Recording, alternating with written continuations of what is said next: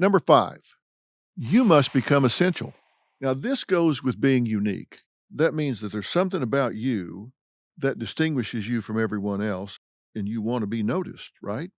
But what I'm talking about now is in whatever situation you're in, you want to be perceived as essential. I'll give you a perfect example of what I'm talking about. I have had the same personal assistant for 40 plus years now, and her name is Barbara. Let me tell you how essential she is. She knows everything about my life. If I need a passcode to get into the Nest thermostat at my house, I call Barbara. She knows what it is. If I need the passcodes to the streaming services on my phone, I don't know what they are, but Barbara knows. If the printer or the copier gets jammed at the office, maybe a lot of places call the company and say, "This isn't working." All I've got to do is say, "Barbara." She comes in and she knows exactly what to do. She can unpack it, deconstruct it, put it back together in the time somebody else would take to call a repairman. She knows where every contract is, where every file is, how to fix every office machine. She knows what every phone number goes to. She knows who to put through, who not to put through. She is essential. It's like you would feel if you lost your phone. If Barbara took a week and just went totally off the radar, I guess they'd just have to put me in a medically induced coma. She knows everything. She is essential. And if somebody said, "Well, you're gonna have to cut back here, you're gonna have to get rid of some employees," she would be last on the list because she is essential in so many different areas. She is a jack of all trade and a master of most. She is essential, as opposed to somebody that maybe is a specialist, somebody they do this job or they do that job. She has made herself essential. Do people perceive you as being an essential member of your sociogram, an essential member of your work group, an essential member of whatever it is that you're involved in? And if you want to be a winner, if you want to be an important member of a team, you need to create the perception of being essential. And I say perception because it's not just enough to be essential. You have to make sure that people perceive you as being essential. That's what I mean about accepting praise. If somebody comes and says, "Wow, sure glad you're here because you know how to do, well, everything." You don't want to say, "Well, no, I mean, everybody kind of knows how to do all this stuff." Are you kidding me? Say, "Well, thank you for noticing. I've been here a long time and I've made it my job to learn, I guess, every job here. So thank you for noticing." You want to confirm, "Yes, I am essential. Damn right." Common sense tells you that if they don't miss you when you're gone, chances are pretty good you're gonna be just that, gone. I don't want you to just hope this doesn't happen to you. I want you to find actions you can take towards becoming essential, irreplaceable in whatever scenario you're in. And while we're talking about common sense, you want to guard and protect what you know. Do not give away the recipe to the secret sauce. Remember, there is no reality, only perception. So, to maintain this perception, you want to guard your unique knowledge. If you know how to do 5 things that only you know how to do, you really don't want to go teach 3 other people how to do those 5 things.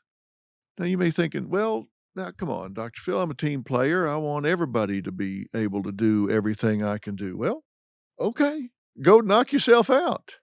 But if you want to be essential, if you want to be a player, if you want to be a winner, you are going to maintain some unique skills, some unique abilities, some unique knowledge that nobody knows but you. Now, I'm asking you to think about that. Does that make sense? Don't give away everything that makes you essential. everything that makes you unique. So, bottom line, what I'm telling you here is the secret to success is to know things no one else knows and guard those things you know that no one else knows. I mean, just be smart about it. When you get into the game of life, folks, this is chess, not checkers. And if you think that other people aren't playing this game with strategic objectives in mind, then you're going to miss the level at which life is happening. Don't be one of those that doesn't get it. This is chess, not checkers. Number 6 in your playbook is you must know your real currency. I just really don't like psychobabble. I don't like words that have been so overused that they lose their meaning. It really bugs me when I hear people talking about, I want to empower people. Come on. I mean, empower has been used so much that it's lost its meaning. What do you even mean when you say that? Think about number 6. You must know your real currency. What do you really value? The most obvious form of currency is monetary, money. That's currency. Currency is money. But there are other forms of currency, right? Like getting praise. We just talked about accepting praise. A lot of people value getting praise and acknowledgement. They used to say about General Patton in the war, you give him a couple of headlines, he's good for another 100 miles. He'll press on through whatever the odds are. He loved headlines. He liked that. It was of value to him. Some people love social currency. They love friends. They love to feel like they have a sense of belongingness to a group. We all feel better if we think we're part of something, we belong to something, that we're accepted by others.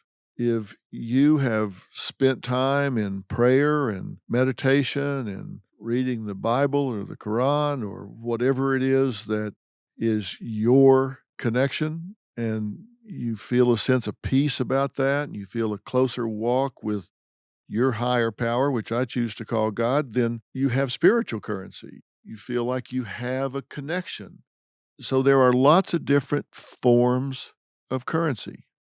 Sometimes when I go home at the end of the day and I feel like we worked with some people today that I made some real headway with, and they were teaching tools. And so, based on what we covered, I'm guessing that millions of people got a message today that was very important.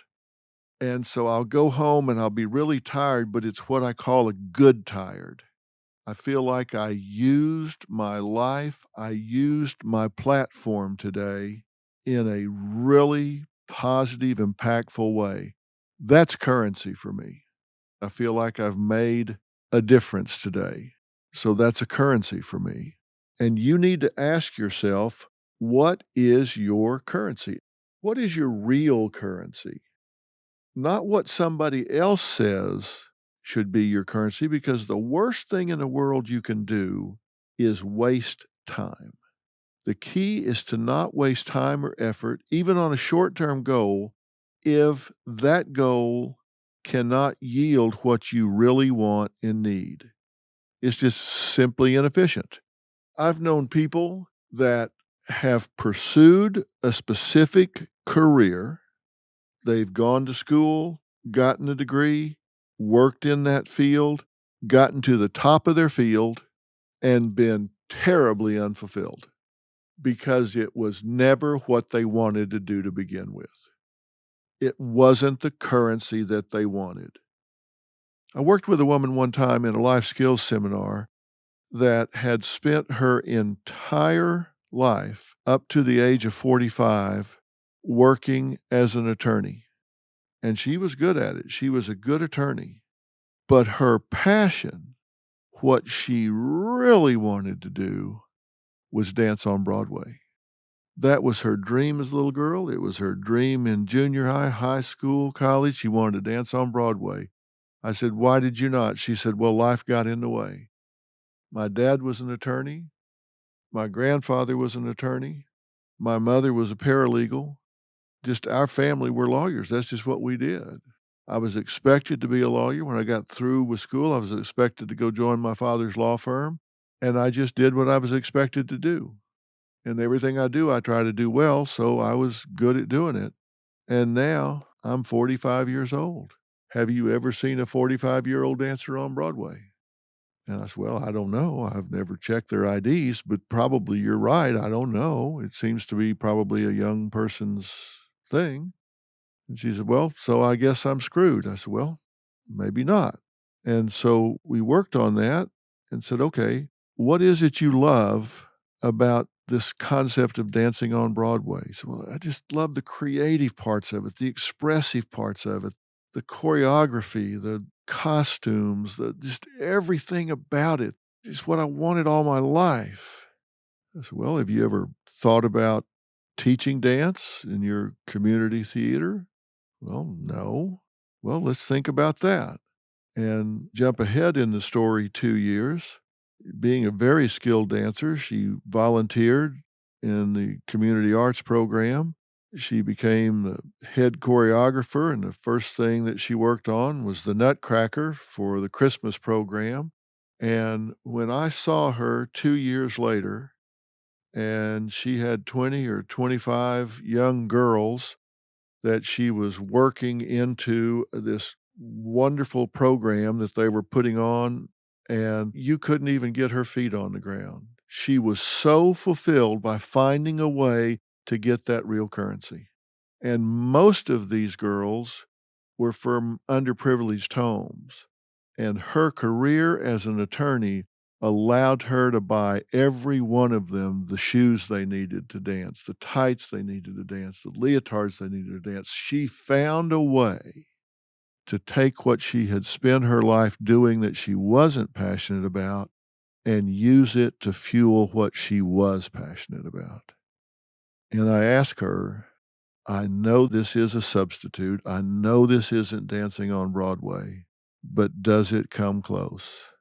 And she said, "The first time I sat on the side of the stage and watched those 22 little girls run out onto that stage and do what they did, it was my opening night." So she found a way to get her currency, to get her dream, even at 45 years of age. How about you? You have to decide that you will not take no for an answer. Don't tell yourself no. Don't let somebody else tell you no. And don't decide there is only one way to get the currency you want. Don't decide that you've blown it, that it's too late, because it is never too late.